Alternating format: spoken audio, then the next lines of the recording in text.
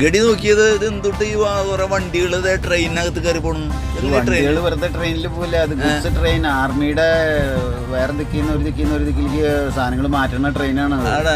അല്ല ഈ വണ്ടികൾ എന്തിനാ അതിന്റെ ഉള്ളിൽ കയറ്റി റോട്ടിൽ കൂടെ കൊണ്ടുപോകൂടെ? കൊണ്ടുപോകാൻ പറ്റില്ല, അത്രയും വലിയ സാധനങ്ങളാണ്, റോഡൊക്കെ ബ്ലോക്ക് ആവും.